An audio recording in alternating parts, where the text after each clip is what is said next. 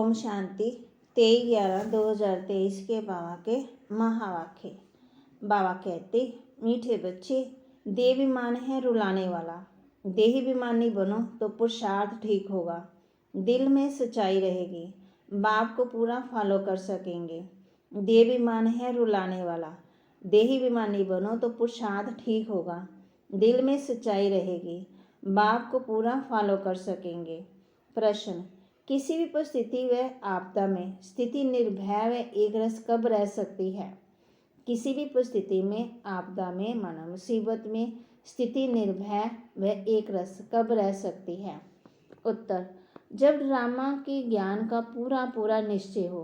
कोई भी आफत सामने आई, परिस्थिति आई, तो कहेंगे ये ड्रामा में था, कल पहले भी इसे पार किया था, इसमें डरने की बात नहीं है। परंतु बच्चों को महावीर बनना है, जो बाप के पूरे मददगार सपूत बच्चे हैं, बाप के दिल पर चढ़े हुए हैं। ऐसे बच्चे ही सदा स्थिर रहते हैं, अवस्था एक रस रहती है। गीत, ओ दूर के मुसाफिर हमको भी साथ ले ले। ओम शांति। जब विनाश का समय होता है तो कुछ बच तो जाते ही हैं। राम की सेना या रावण की सेना, दोनों से बचते जरूर हैं।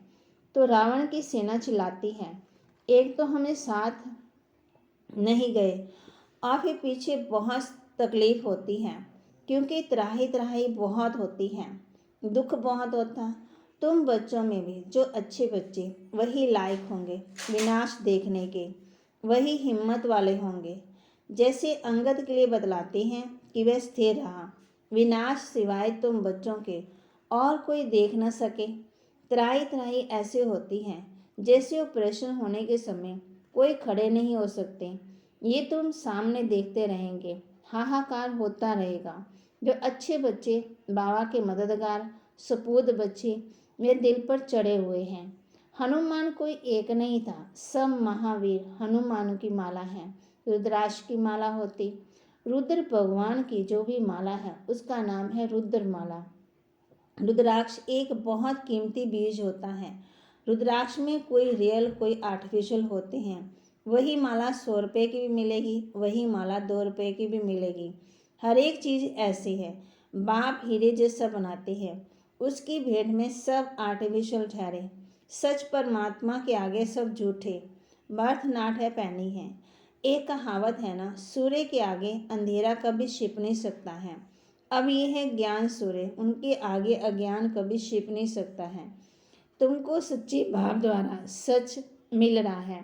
तुम जानते हो सच्चे ईश्वर बाप के लिए मनुष्य जो बोलते हैं वह झूठ बोलते हैं। अभी तुम समझाते हो गीता का भगवान शिव है, ना कि दैवी गुणों वाला देवता श्री कृष्ण। अभी है संगम युग, फिर सतयुग जरूर होगा। श्री कृष्ण की आत्मा भी ज्ञान ले रही है, मनुष्य फिर भी समझते हैं ज्ञान दे रही है। कितना फर्क हो गया। वह बाप, वह बच्चा। बाप तो एकदम गुम कर दिया और बच्चे का नाम डाल दिया। आगे चलकर आखिर सच निकल पड़ेगा। पहली मुख्य बात इस पर है, सर्वव्यापी क्यों समझा है? क्योंकि गीता में श्री कृष्ण का नाम डाल दिया है। इन बातों को तुम जानते हो। श्री कृष्ण अथवा देवी देवताओं की जो आत्माएं, उन्होंने 84 जन्म पूरे लिए। गाया भी जाता, आत्मा परमात्मा अलग रहे बहुकाल। हम भी सबसे पहले बिछड़े हैं, बाकी सब आत्माएं तो बाबा के साथ वहाँ रहती हैं। इसका अर्थ कोई नहीं समझती। तुम्हारे में भी कोई विरले हैं जो यथार्थ समझा सकते हैं। देहाभिमान भी बहुत रुलाता है। देहाभिमानी ही ठीक पुरुषार्थ ही करेंगे तो धारणा भी अच्छी रीति हो सकती है। इसलिए कहा जाता है फॉलो फादर। एक्ट में भी फादर आते, फादर तो दोनों हो जाते। ये कौन सा फादर कहते हैं सो तुमको थोड़ी पता पड़ता, क्योंकि बाप दादा दोनों इस शरीर में हैं। एक जो एक्ट में आते उसे फॉलो किया जाता है। बाप समझाते, बच्चे देहाभिमानी बनो। बहुत अच्छे बच्चे भी देहाभिमानी हैं, क्योंकि बाबा को याद नहीं कर सकते। जो योगी नहीं वह धारणा नहीं कर सकते। यहाँ तो सच्चाई चाहिए, पूरा फॉलो करना चाहिए। जो सुनते हैं वह धारण कर समझाते रहो। निर्भय रहना है, ड्रामा पर खड़े रहना है। कोई भी आफतें आती, परिस्थिति आती तो समझते ये ड्रामा में है। तकलीफ पास तो की ना। तुम सब महावीर हो, तुम सब हो महावीर। तुम्हारा नाम बाला है। 8 बहुत अच्छे महावीर हैं। 108 उनसे कम है, 16,000 उनमें भी कम। बनना तो जरूर है। ये बादशाही कला पहले भी स्थापन हुई है, सो होनी है। बहुत संशय में आकर पढ़ाई छोड़ देते हैं। निश्चय हो तो ऐसे बाप को फारगती थोड़ी दे सकते हैं। जोर करके ज्ञान अमृत पिलाया जाता है, जो पीते नहीं है। जैसे छोटा बच्चा होता है ना, बाप ज्ञान दूध पिलाते हैं तो भी पीते नहीं है, एकदम मुंह फेर लेते हैं, तो बिल्कुल ही निकम्मे बन जाते हैं। कह देते हैं हमको माता पिता से कुछ नहीं चाहिए, मैं तो श्रीमत पर नहीं चल सकता हूँ। तो श्रेष्ठ फिर कैसे बनेंगे? भगवान की है श्रीमत। तो ये भी एक स्लोगन लिख देना चाहिए कि निराकार ज्ञान सागर पतित पावन भगवान शिवाचार्य वाच माता स्वर्ग का द्वार है। समझाने के लिए बुद्धि में पॉइंट आने चाहिए। स्टूडेंट जरूर सब नंबरवार होंगे। ड्रामा में वही अपना अपना पार्ट बजा रहे हैं। दुख में हम उनको याद करते हैं।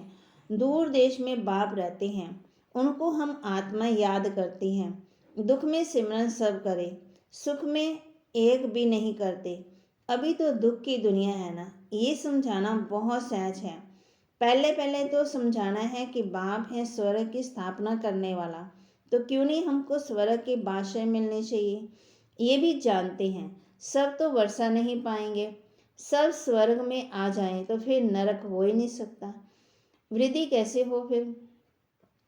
ये तो गाया हुआ है भारत अविनाशी खंड अर्थात अविनाशी बाप का बर्थ प्लेस है। भारत ही स्वर्ग था।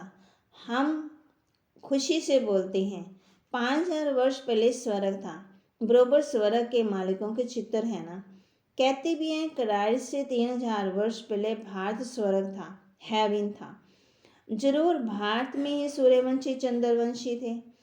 कितना सहज है ना, चित्र तो उनके हैं। बुद्धि में ये नॉलेज चलती है।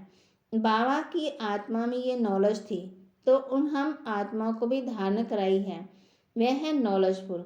फिर कहते भी हैं कि इस प्रजापिता ब्रह्मा द्वारा राजयोग सिखाया है, जिससे हम राजाओं का राजा बन जाते हैं। अब ज्ञान फिर से तुमको मिल रहा है तो अब तुम बच्चों को चैलेंज देनी है। इसमें बड़ी अच्छी फर्स्ट क्लास बुद्धि चाहिए। बाबा अपने पास कभी भी ऊंची वस्तु नहीं रखते। कहेंगे इतने मकान आदि बनाए हैं, वह भी बच्चों के रहने के लिए बनाए हैं, नहीं तो बच्चे कहाँ आकर के रहेंगे। एक दिन तो सब मकान अपने हाथ आ जाएंगे। भगवान के दर पर भक्तों की भीड़ तो होनी ही है। उन्होंने तो बहुत भगवान बना दिए हैं। प्रैक्टिकल में तो ये है, तुम समझते हो कितनी भीड़ होगी। दुनिया में तो बहुत अंधश्रद्धा है। मेले लगते हैं तो कितनी भीड़ हो जाती है। कभी कभी तो आपस में लड़ पड़ते हैं, भीड़ में फिर कितने मर पड़ते हैं, बहुत नुकसान हो जाता है। तो ये सुदर्शन चक्र बहुत अच्छा है। स्लोगन भी जरूर लिख देना चाहिए। पिछाड़ी में माताओं के आगे सभी को झुकना ही है। लास्ट में शक्तियों के ऐसे चित्र बनाती हैं। बाप बच्चों के लिए ज्ञान बारूद बनवाती हैं। कहते हैं सिद्ध करो, वह तो सहज है। भक्त भगवान को याद करते हैं, साधु साधना करते हैं भगवान से मिलने के लिए। गॉड फादर कहा जाता है, बरोबर हम उनकी संतान ठहरे। बाप कहते हैं ना, चीनी हिंदू सिख भाई सब भाई भाई, तो बाप एक हुआ ना। जिस्मानी बाप से फिर बहन भाई हो जाती हैं। आत्मा रूप में हम भाई भाई हैं। विकारी दृष्टि हो न सके, ये युक्ति है पवित्र रहने की। बाप भी कहते हैं ये विकार महाशत्रु हैं, परंतु जब कोई समझे, मुख्य बात है भगवान सबका बाप है। बाप स्वर्ग की स्थापना करने वाला है, तो जरूर बाप से स्वर्ग वर्षा मिलना चाहिए। वर्षा था अब गवाया, जो सुख थी, शांति थी, पवित्रता थी। ये सुख दुख का खेल है, ये अच्छी रीति समझाना चाहिए। अच्छा, मीठे मीठे सिक्के लदे बच्चों प्रति माता पिता बाप दादा का याद प्यार और गुड मॉर्निंग। रूहानी बाप की रूहानी बच्चों को नमस्ते। रूहानी बच्चों की रूहानी बाप दादा को दिलवा चांद सिकवा प्रेम से नमस्ते। धारणा के लिए मुख्य सार, सच्चाई को धारण कर बाप की हर एक्ट को फॉलो करना है। ज्ञान अमृत पीना और पिलाना है, निर्भय भरना है। हम भगवान के बच्चे हैं, आपस में भाई भाई हैं। इस स्मृति से अपने दृष्टि वृत्ति को पवित्र बनाना है। वरदान, हर एक की विशेषता को देखते उन्हें सेवा में लगाने वाले दुआओं के पात्र भव। हर एक की विशेषता को देखते उन्हें सेवा में लगाने वाले दुआओं के पात्र भव। जैसे बाप दादा का हर एक बच्चे की विशेषता से प्यार है और हर एक में कोई ना कोई विशेषता है, इसलिए सबसे प्यार है। तो आप भी हर एक की विशेषता को देखो। जैसे हंस रतन चुगता है, पत्थर नहीं, ऐसे आप होली हंस हो। आपका काम है हर एक की विशेषता को देखना और उनकी विशेषता को सेवा में लगाना। उन्हें विशेषता के उमंग में लाकर उन द्वारा उनकी विशेषता सेवा में लगाओ, तो उनकी दुआएं आपको मिलेंगी और वह जो सेवा करेगा उसका शेयर भी आपको मिलेगा। स्लोगन, बाप दादा के साथ ऐसे कंबाइन रहो जो आप द्वारा दूसरों को बाप की याद आ जाए। बाप दादा के साथ ऐसे कंबाइन रहो जो आप द्वारा दूसरों को बाप की याद आ जाए। महावाक्य है जगदम्बा सरस्वती जी के। मधुर महावाक्य, तमोगुणी माया का विस्तार। सतगुणी, रजगुणी, तमोगुणी, ये 3 शब्द कहते हैं। इसको यथार्थ समझना जरूरी है। मनुष्य समझते हैं ये तीनों गुण इकट्ठे चलते रहते हैं, परंतु विवेक क्या कहता है? क्या ये तीनों गुण इकट्ठे चले आते हैं? तीनों ही गुणों का पाठ अलग अलग युग में होता है। विवेक तो ऐसे ही कहता है कि ये तीनों गुण इकट्ठे नहीं चलते। जब सतयुग है तो सतोगुण है, द्वापर है जो रजोगुण है, और कलयुग है तो तमोगुण है। जब सतो है तो तमो रजो नहीं, जब रजो है तो फिर सतोगुण नहीं। ये मनुष्य ऐसे ही समझ कर बैठे हैं कि ये तीनों गुण इकट्ठे चलते आते हैं। ये बात कहना सरासर भूल है। वो समझते हैं जब मनुष्य सच बोलते हैं, पाप कर्म नहीं करते हैं, तो वे सतोगुणी होते हैं।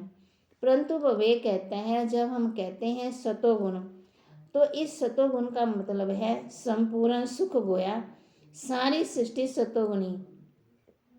बाकी ऐसे नहीं कहेंगे कि जो सच बोलता है वह सतोगुणी है और जो झूठ बोलता है वह कलयुगी तमोगुणी है। ऐसे दुनिया चलती आती है। अब जब हम सतयुग कहते हैं तो इसका मतलब है कि सारी सृष्टि पर सतोगुण सतो प्रधान चाहिए। हाँ, कोई समय ऐसा सतयुग था जहाँ सारा संसार सतोगुणी था। अब वो सतयुग नहीं है।